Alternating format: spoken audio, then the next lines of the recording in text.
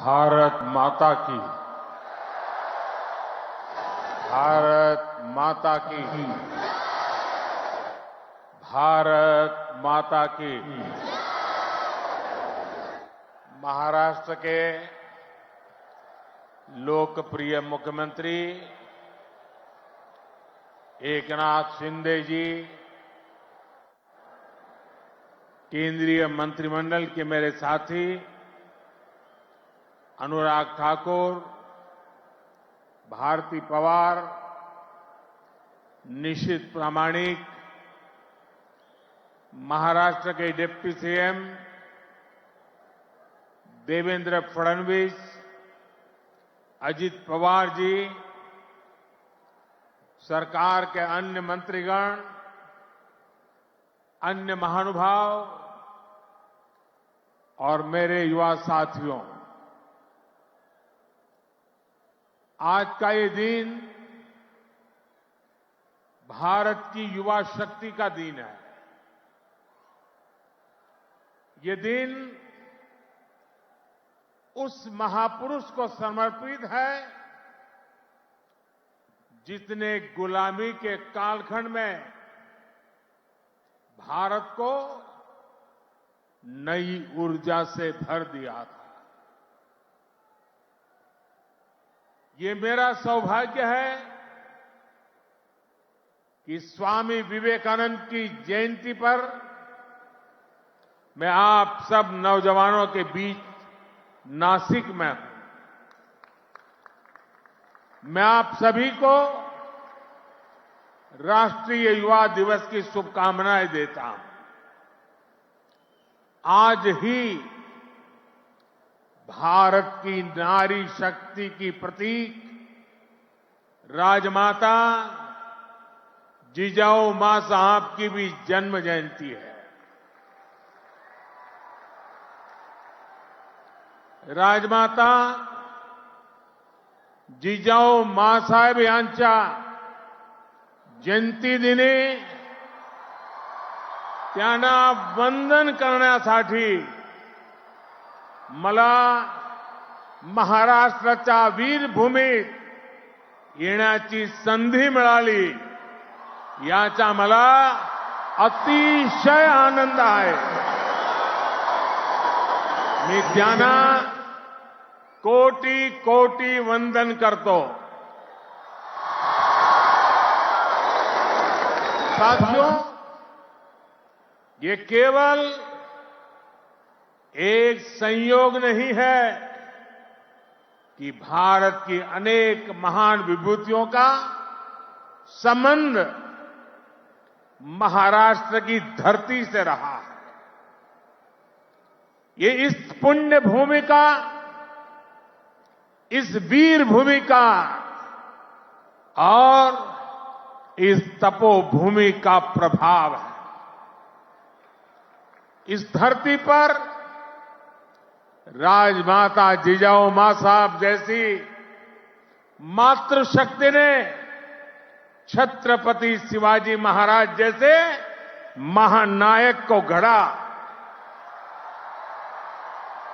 इसी धरती ने देवी अहल्याबाई होलकर, रमाबाई अंबेडकर जैसी महान नारियां हमें दी। इसी धरती ने लोकमान्य तिलक, वीर सावरकर, आनंद कन्हेरे, दादा साहब पोटनीस, चाफेकर बंधु जैसे अनेक सपूत हमें दिए। नासिक पंचवटी की इस भूमि में प्रभु श्री राम ने काफी समय बिताया था। मैं आज इस भूमि को भी नमन करता हूं, श्रद्धापूर्वक प्रणाम करता हूं। मैंने आह्वान किया था कि जनवरी तक हम सभी 22 जनवरी तक हम सभी देश के तीर्थ स्थानों की, मंदिरों की साफ सफाई करें, स्वच्छता का अभियान चलाएं।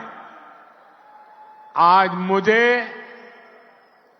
कालाराम मंदिर में दर्शन करने का, मंदिर परिसर में सफाई करने का सौभाग्य मिला है।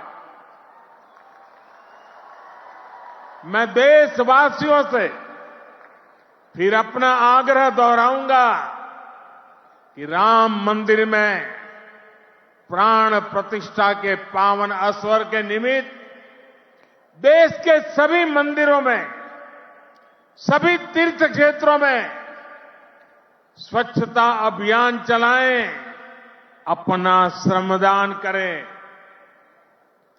मेरे युवा साथियों, हमारे देश के ऋषियों, मुनियों, संतों से लेकर सामान्य मानवी तक सभी ने हमेशा युवा शक्ति को सर्वोपरि रखा है।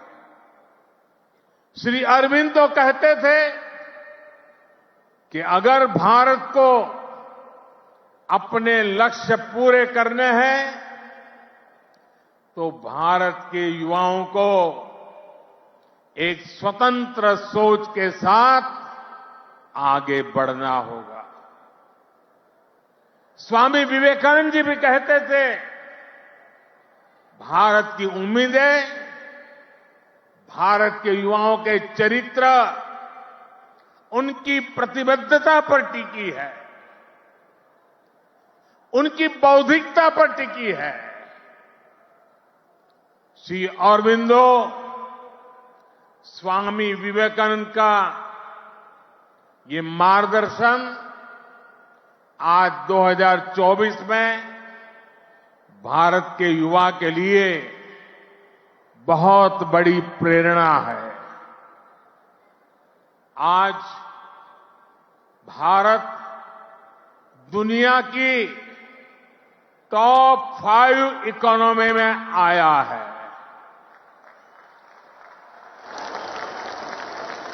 तो इसके पीछे भारत के युवाओं की ताकत है। आज भारत दुनिया के टॉप 3 स्टार्टअप इकोसिस्टम में आया है, तो इसके पीछे भारत के युवाओं की ताकत है। आज भारत एक से बढ़कर एक इनोवेशन कर रहा है।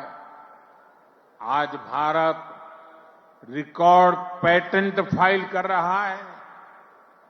आज भारत दुनिया का बड़ा मैन्युफैक्चरिंग हब बन रहा है। तो इसका आधार भारत के युवा है, भारत के युवाओं का सामर्थ्य है। साथियों, समय हर किसी को अपने जीवन काल में एक सुनहरा मौका जरूर देता है। भारत के युवाओं के लिए समय का वो सुनहरा मौका अभी है। अमृत काल का ये कालखंड है। आज आपके पास मौका है इतिहास बनाने का, इतिहास में अपना नाम दर्ज कराने का। आप याद करिए, आज भी हम सर एम विश्वेश्वरैया की याद में इंजीनियर्स डे मनाते हैं। उन्होंने 19वीं और 12वीं शताब्दी में अपना जो इंजीनियरिंग कौशल दिखाया, उसका आज भी मुकाबला मुश्किल है। आज भी हम मेजर ध्यानचंद को याद करते हैं। उन्होंने हॉकी की स्टिक से जो जादू दिखाया, वो आज तक लोग भूल नहीं पाए। आज भी हम भगत सिंह, चंद्रशेखर आजाद, बटुकेश्वर दत्त जैसे अनगिनत क्रांतिकारियों को याद करते हैं। उन्होंने अपने पराक्रम से अंग्रेजों को पस्त करके रख दिया था। आज हम महाराष्ट्र की वीर भूमि पर हैं। आज भी हम सभी महात्मा फुले, सावित्रीबाई फुले को इसलिए याद कर रहे हैं क्योंकि उन्होंने शिक्षा को सामाजिक सशक्तिकरण का एक माध्यम बनाया।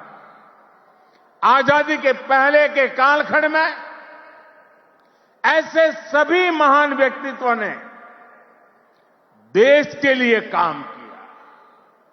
वो जिए तो देश के लिए, वो जूझे तो देश के लिए, उन्होंने सपने संजोए तो देश के लिए, उन्होंने संकल्प किए तो देश के लिए, और उन्होंने देश को नई दिशा दिखाई। अब अमृत काल के इस कालखंड में आज वो दायित्व आप सभी मेरे युवा साथियों के कंधों पर है। अब आपको अमृत काल में भारत को एक नई ऊंचाई पर ले जाना।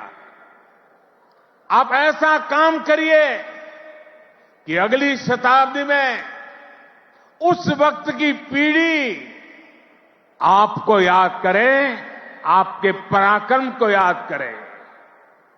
आप अपने नाम को भारत और पूरी दुनिया में, दुनिया के इतिहास में स्वर्ण अक्षरों में लिख सकते हैं।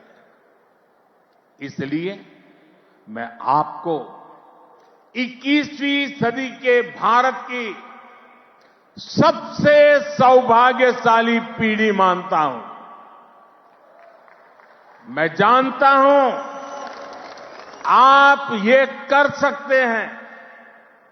भारत के युवा ये लक्ष्य हासिल कर सकते हैं। मेरा सबसे ज्यादा भरोसा आप सभी पर है, भारत के युवाओं पर है। मैं मेरा युवा भारत संगठन से जिस तेजी के साथ देश के कोने कोने में युवा जुड़ रहे हैं, उससे भी बहुत उत्साहित हूं। मेरा युवा भारत, माय भारत संगठन की स्थापना के बाद ये पहला युवा दिवस है। अभी संगठन को बने 75 दिन भी पूरे नहीं हुए हैं और 1 करोड़ 10 लाख के आसपास युवा इसमें अपना नाम रजिस्टर करा चुके हैं।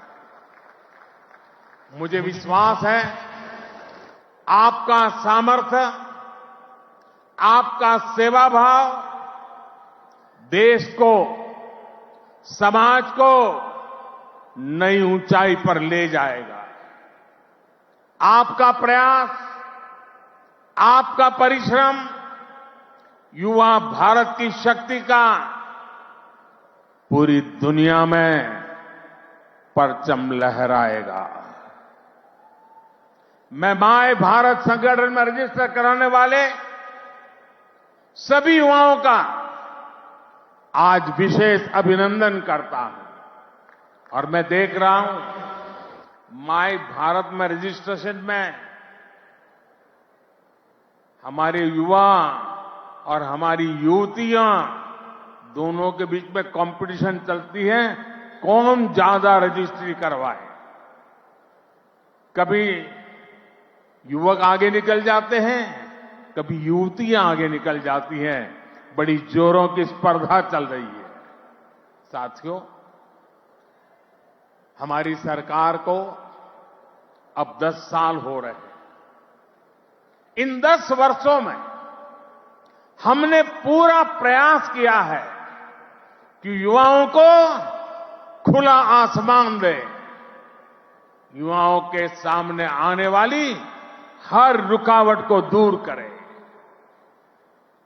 आज चाहे शिक्षा हो, रोजगार हो, एंटरप्रेन्योरशिप या इमर्जिंग सेक्टर्स हो, स्टार्टअप्स हो, स्किल्स या स्पोर्ट्स हो, देश के युवाओं को सपोर्ट करने के लिए हर क्षेत्र में एक आधुनिक, डायनेमिक इकोसिस्टम तैयार हो रहा है। आपको 21वीं सदी की आधुनिक शिक्षा देने के लिए नई राष्ट्रीय शिक्षा नीति लागू की गई है। युवाओं के लिए अब देश में आधुनिक स्किलिंग इकोसिस्टम भी तैयार हो रहा है। हाथ के हुनर से कमाल करने वाले नौजवानों की मदद के लिए पीएम विश्वकर्मा योजना शुरू की गई है। पीएम कौशल विकास योजना की मदद से करोड़ों युवाओं को स्किल से जोड़ा गया है। देश में नए आईआईटी, नए एनआईटी लगातार खुलते जा रहे हैं। आज पूरी दुनिया भारत को एक स्किल्ड फोर्स के रूप में देख रही है।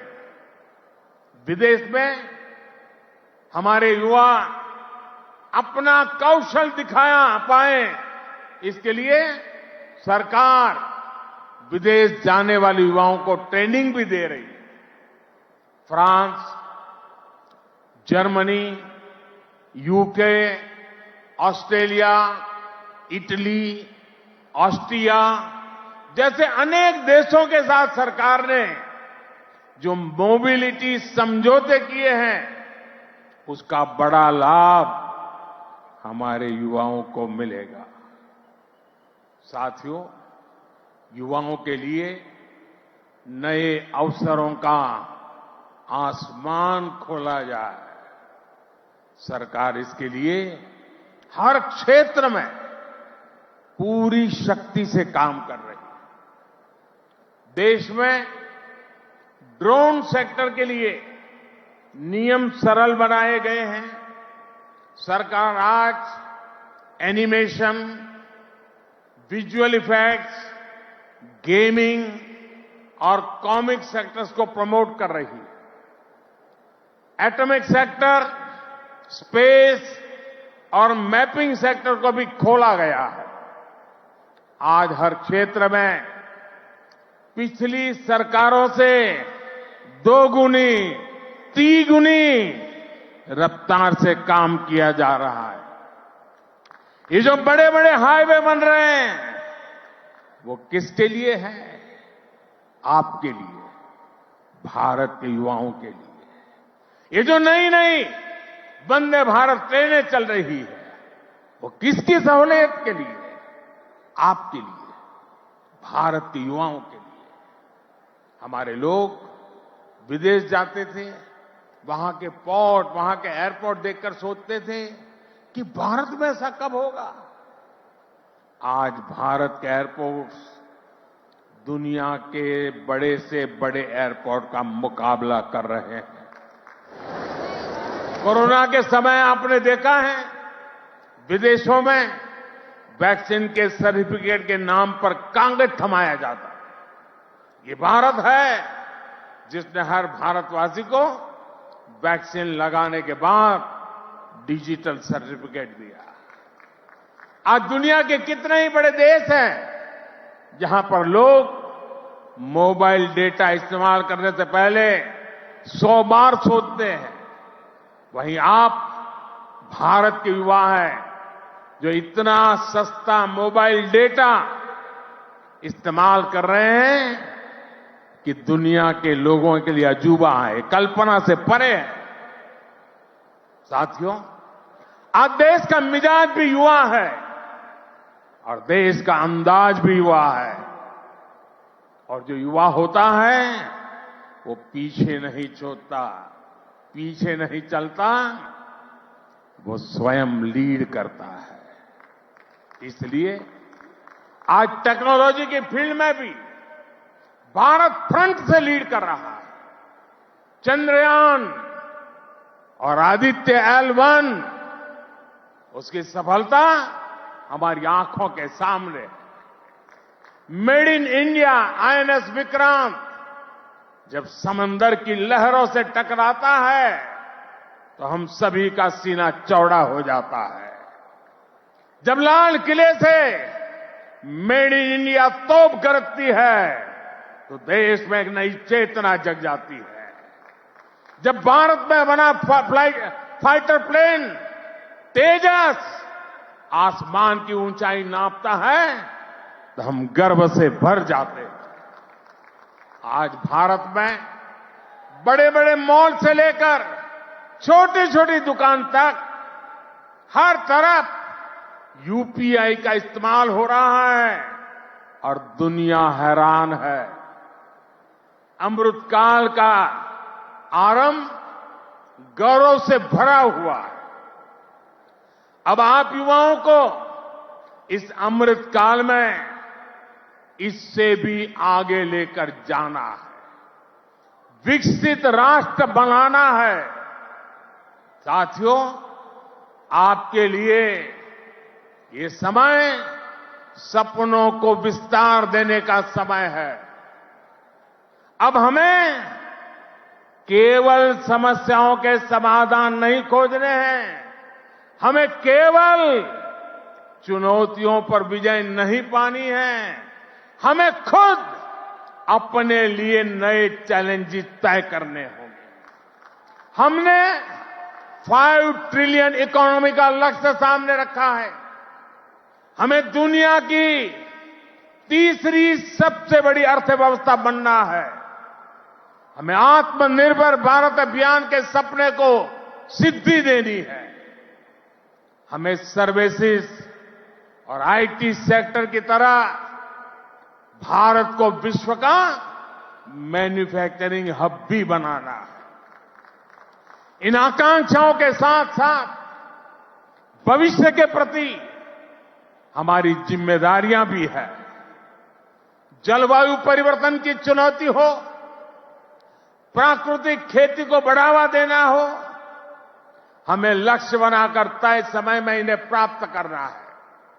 साथियों, अमृतकाल की आज की युवा पीढ़ी पर मेरे विश्वास की एक और वजह है और वो खास वजह है।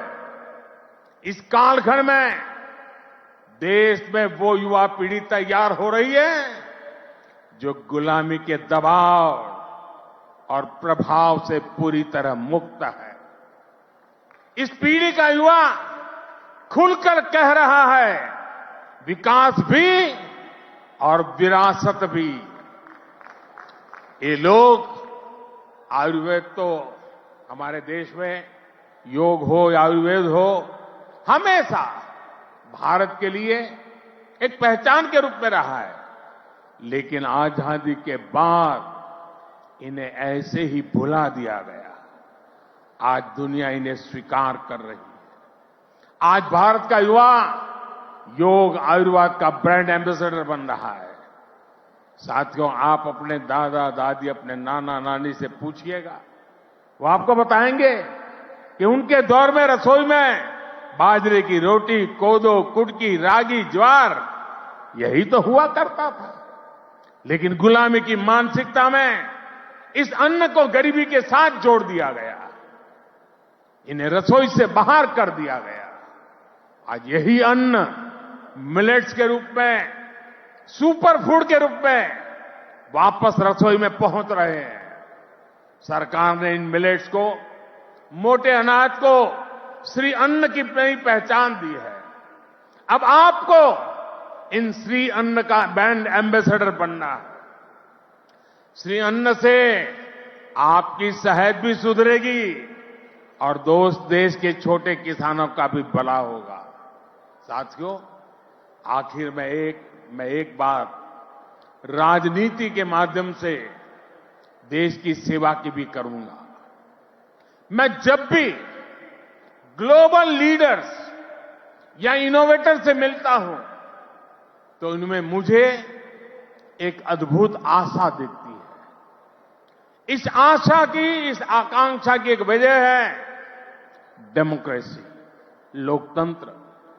भारत मदर ऑफ डेमोक्रेसी है, लोकतंत्र की जननी है।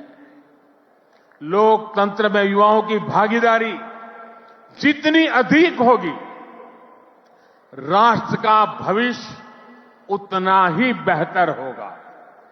इस भागीदारी के कई तरीके हैं। अगर आप सक्रिय राजनीति में आते हैं तो आप परिवारवाद की राजनीति के प्रभाव को उतना ही कम करेंगे। आप जानते हैं कि परिवारवाद की राजनीति ने देश का कितना नुकसान किया है। लोकतंत्र में भागीदारी का एक और महत्वपूर्ण तरीका है कि आप अपनी राय वोट के जरिए जाहिर करें। आप में से बहुत से लोग ऐसे होंगे जो इस बार जीवन में पहली बार वोट डालेंगे। फर्स्ट टाइम वोटर्स हमारे लोकतंत्र में नई ऊर्जा और शक्ति ला सकते हैं। इसलिए वोट करने के लिए आपका नाम लिस्ट में आए, इसके लिए जल्दी से जल्दी सारी प्रक्रिया पूरी कर लीजिए। आपके पॉलिटिकल व्यूज से ज्यादा जरूरी है कि आप देश के भविष्य के लिए अपना वोट डालते हैं, अपनी भागीदारी कराते हैं। साथियों, अगले 25 वर्षों का ये अमृत काल आपके लिए कर्तव्य काल भी है।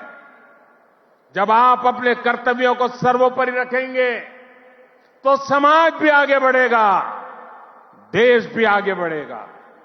इसलिए आपको कुछ सूत्र याद रखने होंगे। जितना हो सके आप लोकल को, स्थानीय प्रोडक्ट को प्रमोट करिए। मेड इन इंडिया प्रोडक्ट का ही इस्तेमाल करिए।